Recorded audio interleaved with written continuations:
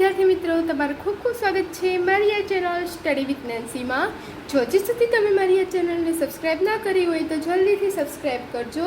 આજે આપણે પ્રકરણ નંબર 3 સંખ્યા સાથે રમત સ્વાધ્યાય 3.3 નો પ્રશ્ન નંબર 1 જોઈશું। તો જુઓ પ્રશ્ન નંબર 1 શું આપેલું છે કે વિભાજ્યતાની ચાવીનો ઉપયોગ કરીને નીચેની કઈ સંખ્યા 2 વડે 3 વડે 4 વડે 5 વડે 6 વડે 8 વડે 9 વડે 10 વડે અને 11 વડે વિભાજ્ય છે તે નક્કી કરો। કે શું કહેલું છે કે વિભાજ્યતાની ચાવીનો ઉપયોગ કરીને આપણે કહેવાનું છે કે સંખ્યા બધી જ સંખ્યાઓ વડે વિભાજ્ય છે કે નહીં, કે તેનો આ બધી જ સંખ્યાઓ સાથે ભાગાકાર થાય છે કે નહીં। આપણે જે સંખ્યાનો 2 3 4 5 6 7 8 કે 9 10 11 આ બધી જ સંખ્યાઓ સાથે ભાગાકાર થાય છે કે નહીં તે આપણે જોવાનું છે।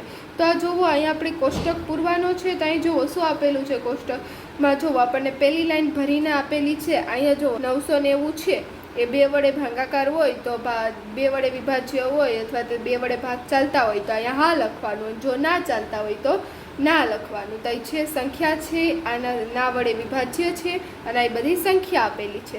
તો આપણે એક પછી એક લાઈન જોશું। પહેલાં આપણે 2 જોઈએ, 2ની વિભાજ્યતાની ચાવી જોઈએ, પછી 3ની વિભાજ્યતાની ચાવી। આપણે એક એક સંખ્યાને ભાગાકાર કરીને નહીં કરીએ, તે અઘરું થાય। આપણે એની ઇઝી રીત જોઈશું જેને વિભાજ્યતાની ચાવી કહે છે। આપણે બધાની જ વિભાજ્યતાની ચાવી જોઈશું। તો પહેલાં 2 છે, પહેલાં બધા 2ની જોઈ લઈએ। તો પહેલાં 2ની વિભાજ્યતાની ચાવી શું થાય? તો 2ની વિભાજ્યતાની ચાવી થશે કે જેની તેનો એકમનો અંક કેવો હોવો જોઈએ? એકમનો અંક બેકી સંખ્યાનો હોવો જોઈએ। બેકી સંખ્યા એટલે શું? 0 2 4 6 અને 8। તો આમાંથી કોઈ પણ એકમનો અંક હોય ને તો સંખ્યા કેવી હોય? 2 વડે વિભાજ્ય હોય। તો આ 2ની શું થઈ? વિભાજ્યતાની ચાવી।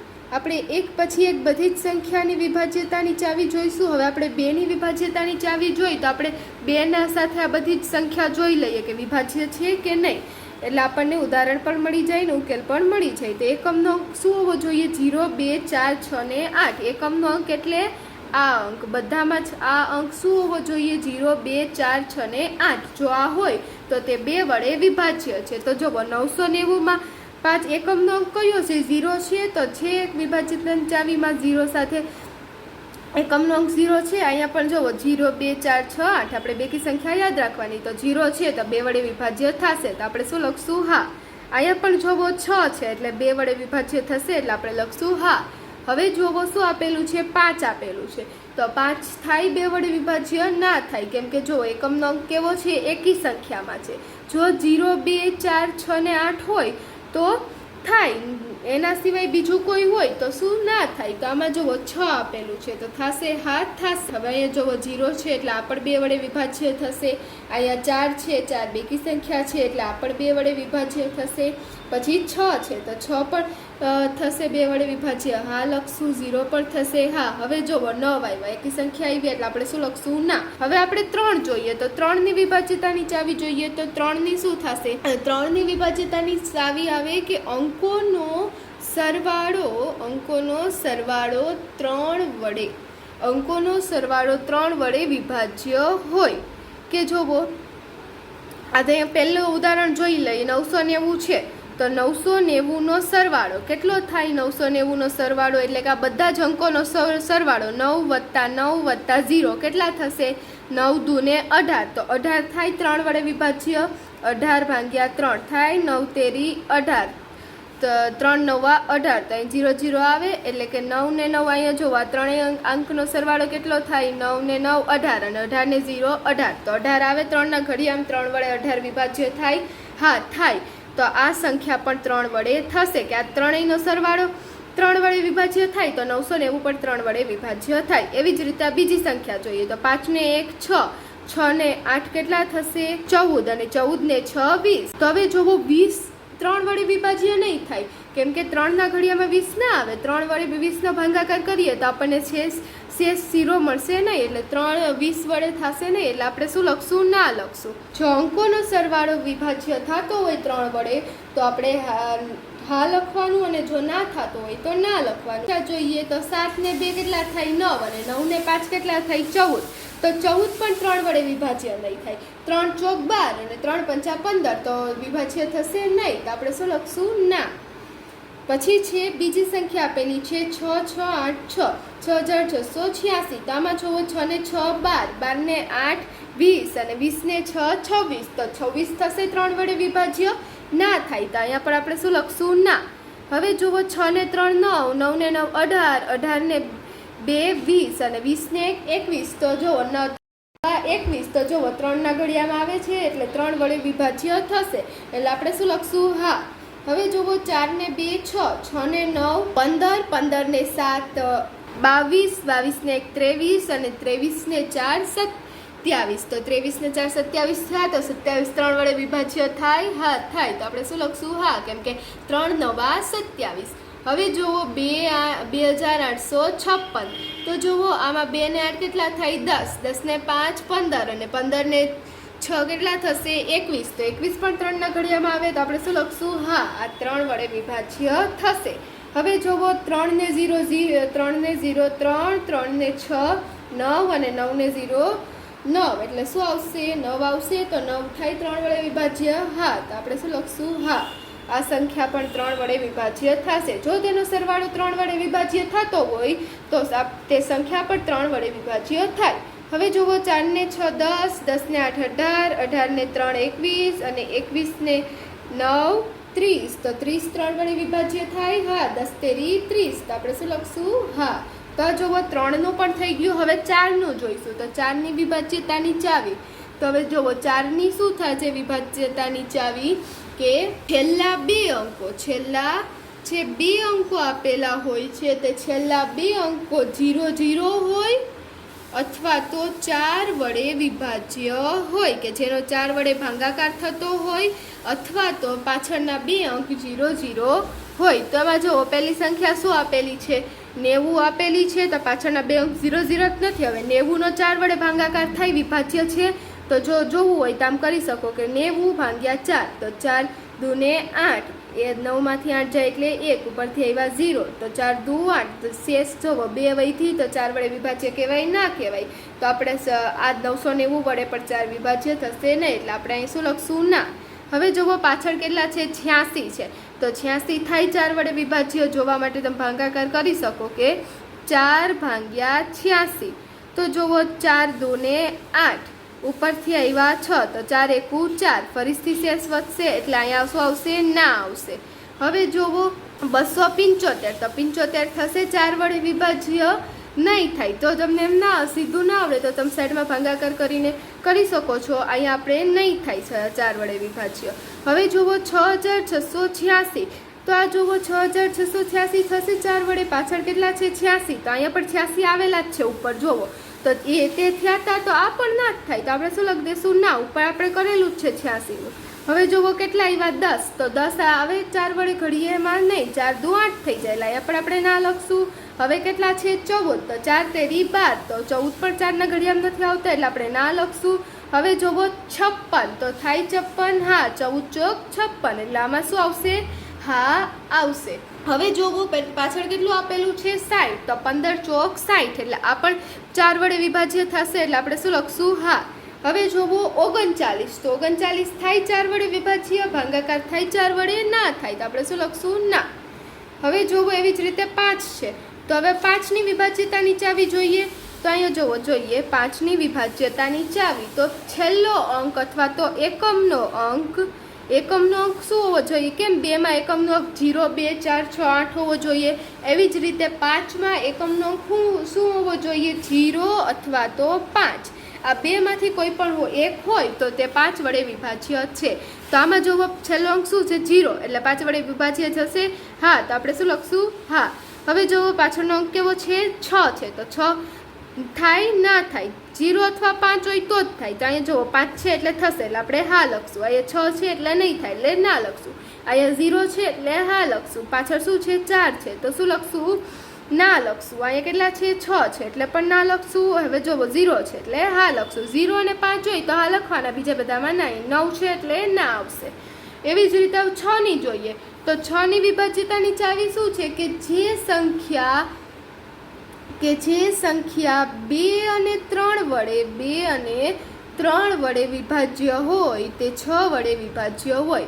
2 વડે પણ હોવી જોઈએ ને 3 વડે પણ હોય. 2 વડે હોય ને 3 વડે ના હોય તો ના ચાલે. બંને વડે જે હોય તે 6 વડે થાય. તો જુઓ અહીંયા આ સંખ્યા 2 વડે છે, હા છે. 3 વડે છે, હા છે.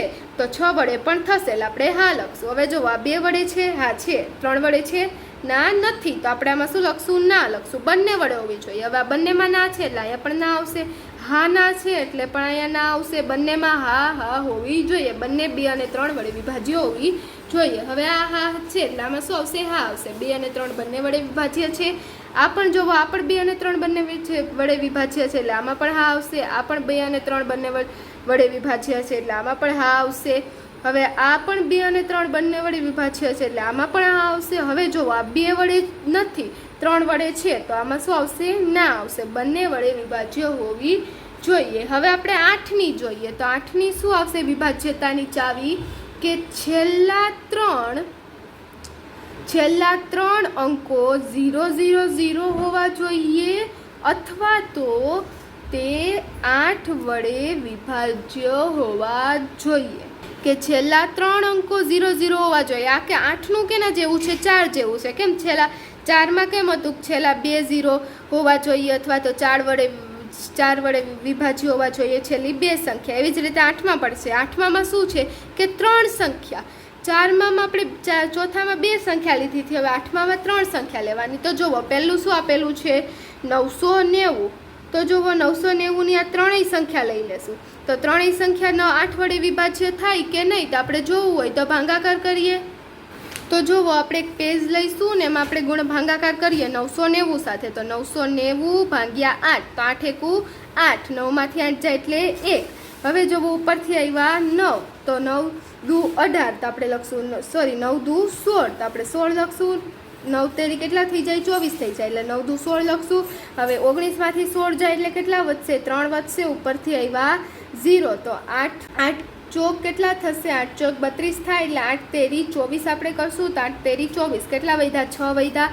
શેષ વધે છે. શેષ વધતી હોય તો આપણે પોઈન્ટમાં જવાબ આવતો હોય તો તે વિભાજ્ય કહેવાય નહીં એટલે આપણે આમાં ના લખશું. હવે જુઓ આમાં પાછળની 3 સંખ્યા સાથે ભાગાકાર કરીને જોઈએ. પાછળની 3 સંખ્યા શું થશે? 586 એટલે 586 ભાગ્યા 8. તો જુઓ 8 સત્તા 56. 58માં 56 જાય એટલે 2 ઉપરથી આવ્યા 26 તો 8 તેરી કેટલા થઈ જાય? 24 થઈ જાય એટલે આ થશે 8 વડે. 2 શેષ વધે છે એટલે નહીં થાય છે એટલે આપણે આમાં શું લખશું? ના લખશું.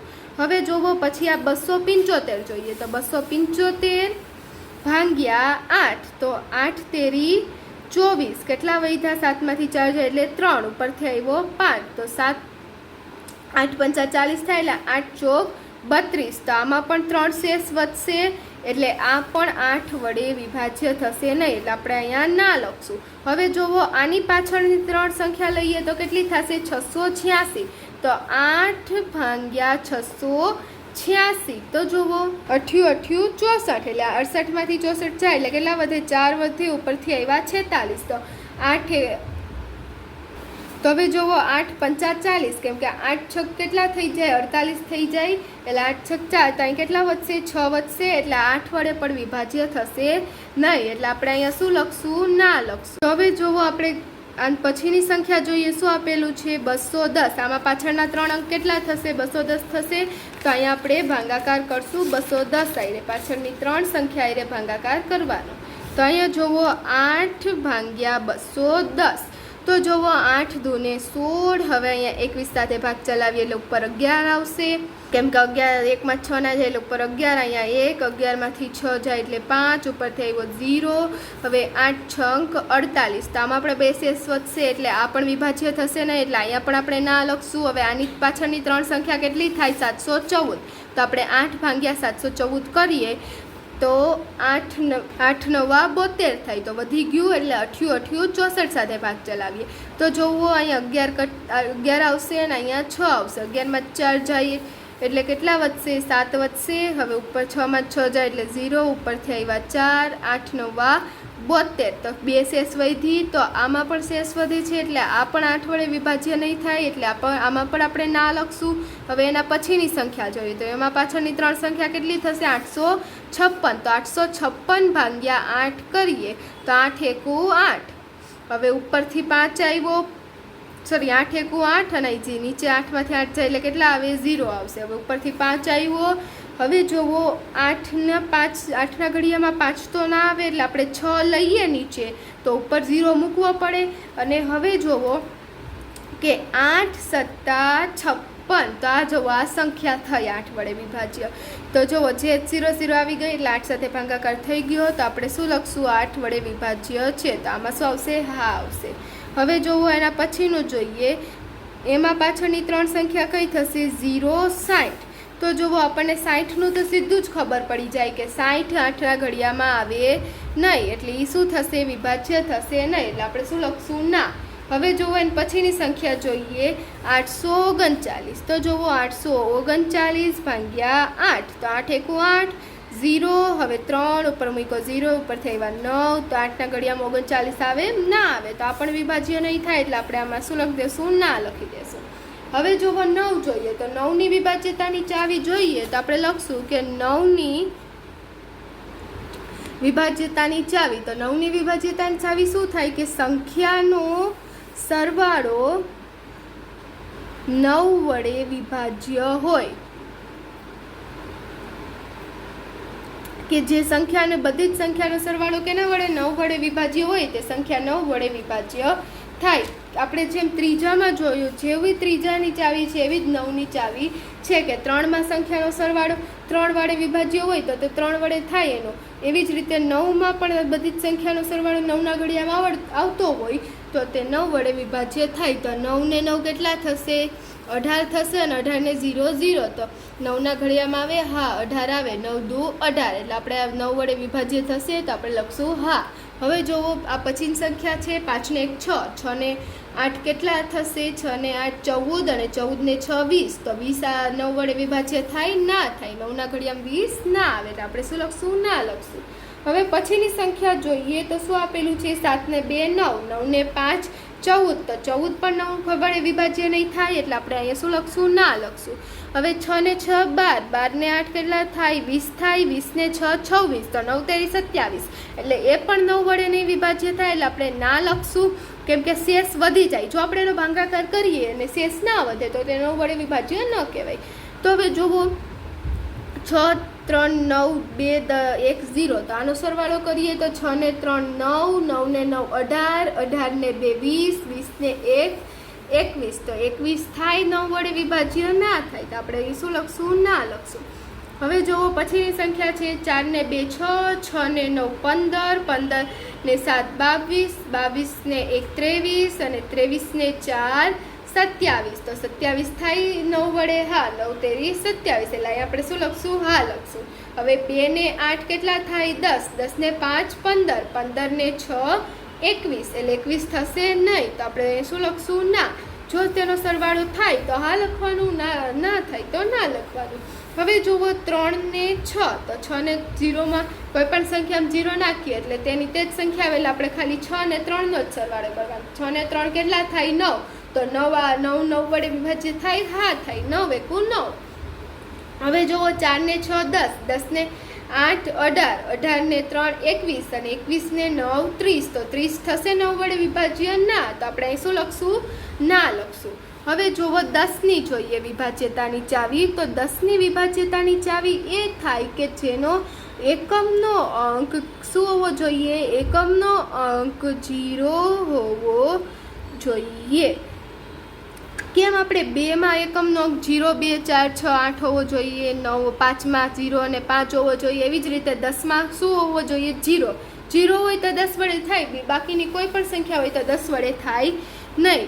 તો હવે જુઓ અહીંયા પાછળ કઈ અંકો છે? 0 છે એટલે 10 વડે થશે? હા થશે વિભાજ્ય.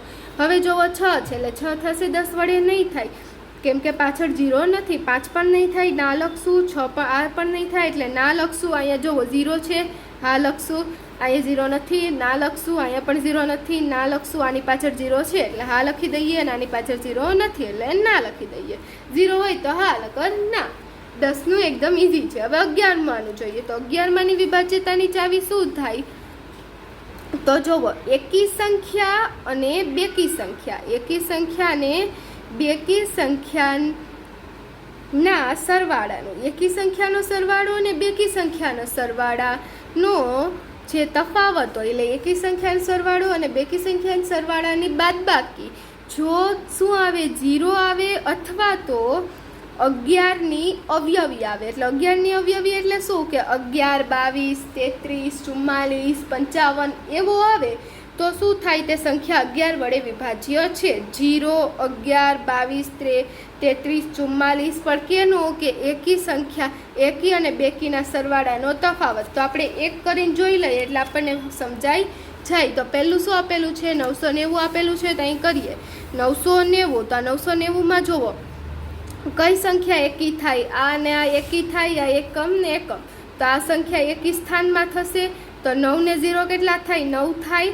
અને આ બીજા બેકી સંખ્યા, તો આ એકી સંખ્યા આને એકી સંખ્યા કહેવાય, લીટી કરી, અને આ બેકી સંખ્યા સ્થાને કહેવાય. તો આ જુઓ, આ 9 ને 0 કેટલા થાય? 9 જ થશે. ને આ 9 ના 9. તો 9માંથી 9 જાય તો કેટલા વધે? 0 વધે. વધે 0. તો આવ્યા 0 આપણો જવાબ. અહીંયા શું કીધું? તો 0 હોવો જોઈએ અથવા તો 11ની અવયવી હોવી જોઈએ. તો 0 આવ્યો તો 11 વડે વિભાજ્ય થશે. તો આપણે શું લખશું? હા લખશું. હવે આગળનું જોઈશું એટલે તમને થોડોક અંદાજો આવી જશે. તો જુઓ શું આપેલું છે? 1586. તો જુઓ 1586માં એકી સ્થાન કયું થશે? 6નું ને 5નું. આઈથી આને એકી સ્થાન કહેવાય, આને બેકી સ્થાન કહેવાય. તો એકી સ્થાનનો સરવાળો કેટલો થશે? 6 ને 5 11 અને 8 ને 1 9. તો 11માંથી 9 જાય તો કેટલા વધે? 2 વધે. તો આવ્યો 0 કે 11, 22 એવો આવ્યો નથી આવ્યો. તો આપણે અહીંયા વિભાજ્ય થશે ના, નહીં વિભાજ્ય થાય. એકી સંખ્યાનો સરવાળો કરવાનો, બેકી સંખ્યાનો સરવાળો કરવાનો અને એની બાદબાકી કરવાની. જો બાદબાકીમાં 0, 11, 22 આવે તો તે વિભાજ્ય થાય, નકર ના થાય. તો હવે જુઓ 275 આપેલું છે.